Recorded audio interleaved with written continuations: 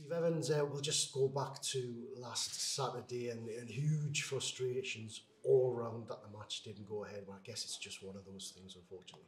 Yeah, very much so. We're being so frustrated. You know, we had a great win at Shrewsbury. You then look forward to getting back onto that cycle of winning, especially with a big home game against Barnsley. Hugely disappointed. I think if there's any learning curve, the people we have to feel for is the Barnsley supporters. And Stevenage supporters, of course, who travelled from far, and we got some of them. So, certainly when I'm leaving the stadium to go and watch another game at 1:30, you're just surrounded by Barnsley supporters who are walking around the stadium. And as I drove north to watch another game, then I'm seeing Barnsley supporters, coaches. I think the EFL have to learn from this, 100%. We couldn't have done any more. But I think perhaps on Friday should be the day that supporters are given the benefit of saving money, because I dread to think that the coach companies are still going to charge for the coach being out. Supporters are still going to have to pay their way at the minute the coach sets off, etc. So, but hugely frustrating for everyone, no more than me than Neil Collins as well. We were both disappointed it wasn't on. But in fairness to the referee, it wasn't playable, but it wasn't playable Friday. It meant, of course, that you went a weekend without a game, so you were planning perhaps a behind closed doors match. Did that go ahead? We had a game on Monday. You can imagine the conditions. We were 70 or 60 miles an hour wind going down the pitch. That wasn't very good, but we played the game. Boys played for an hour. We went back out on Tuesday with near perfect conditions as you could want. Beautiful pitch here at the training ground, and we had a 50-minute game, 11v11, all first team squad players. Integrating the new players as well. Excellent. Both teams very good.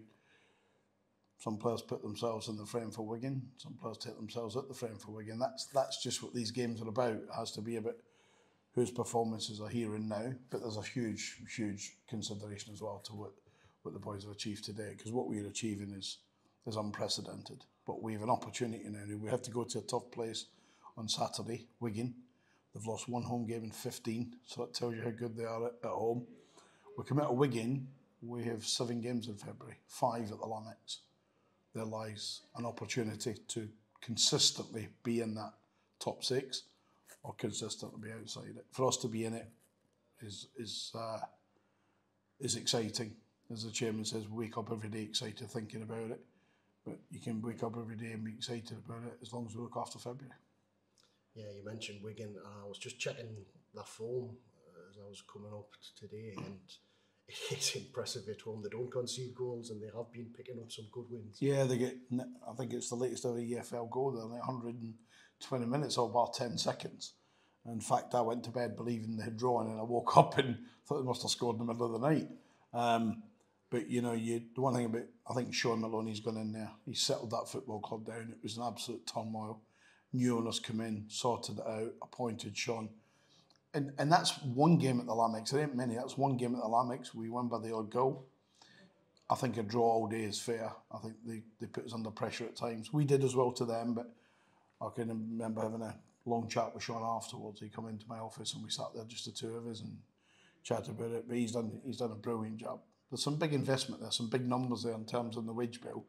But we're looking forward to going. We're looking forward to testing ourselves at a ground where all the other big hitters have arrived, and with the exception of Derby, have all gone away pointless. I mean, when you look at that form, and the first thing that sprung into my mind was you might only get 1 or 2 chances, but you're going to have to make sure you take them. Yeah, you need to be clinical. I think when you go to the big clubs, the big places, I look at the chances we missed at Bolton, we lost 3-2. I look at chances we missed at Barnsley, the doors, we lost 2-1. So I think when you go to those clubs, and I put Wigan certainly in that category, same as Portsmouth and the likes, I think you have to be clinical. You have to take your chances, and as it showed with Wycombe the other night, you have to defend to the last whistle of the referee. If you don't, they've got enough quality that they'll pick a pass, they'll pick a cross, and they've got some top players all over the pitch. So we need to be at our very best to add to our points tally. This is the one game at the weekend that out the top 6 or 7 where it's difficult for us, and you expect to see the others win. You expect Portsmouth and Peterborough and Derby's and Barnsley's not to look after themselves. We are the one that's got a real toughie. You mentioned the new signings, another new signing through the door to add to your selection headache. Tell us about Nesta Guinness-Wogan. Good player. First became aware of him when he was at Wimbledon, of course, playing against my teams. I still get right back, so walking a bit dizzy because he was running by them. And I made a move as a manager to try and get Nesta, but obviously when somebody like Reading comes calling and comes with a big checkbook at the time, then the kid goes there. And he went there and played a lot of games under Ince, spoke to Paul, spoke to Thomas Ince, the big compliments towards the kid. Didn't speak about whether he's a good player or not he's a good player. Spoke about what his character's like. He's come in early part of the week, he took part in the game on Tuesday. He was as good as anybody on the pitch, if not better than most. So he's a real good player. We need to get him up to minutes in terms of first team minutes. He's got loads of 23 training ground minutes.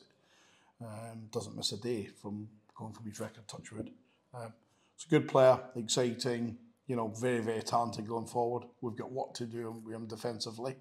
But I suppose if he had that in his bag, he'd still be at Chelsea or Arsenal. And I mean, it fills a position that perhaps has been needing to be filled. Yeah, I think we've had a problem with young Reece. Young Reece has been shaking off a knock and then picking up another knock and a lot of muscle injury and an illness, and that's been difficult then to bring him forward really. But when the window was approaching, we targeted areas within the team that we said we need to strengthen. I think arguably we've done 3 out of 4 or 5. We certainly said we need to bring some serious competition to Tay and goal. Tay's done very well, but we needed some serious competition. McGilvery brings that. He was stunning on the training ground on Tuesday. Fidane Oliver brings a presence that I've said many times. He's 6'4", and I think our centre backs now know he jumps 7'5". But you have to play in a certain way to get the best of V. I think we've always done that in our management careers. We had it all through. Chris Wood at Leeds and Alec Ravel at Rotherham, and Ivan Toney at Peterborough.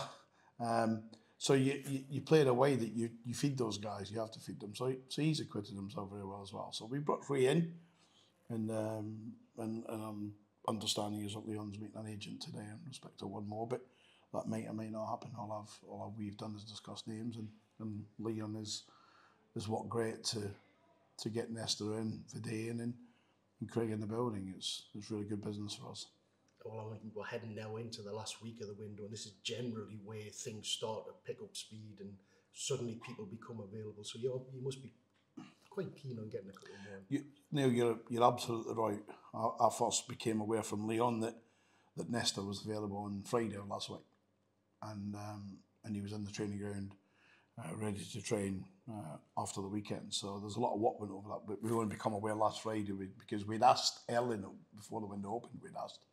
And quite clearly he was not available. So obviously they're moving things around. They've sold the kid to Luton, but they brought him back on loan, and they're moving things around to do their own business. I think the manager down there is looking to get 1 or 2 in. So sometimes like we're saying now, we have to move 1 or 2 out just to facilitate 1 or 2 more coming in. But if we close today, we've got a really good squad. I've got no issues.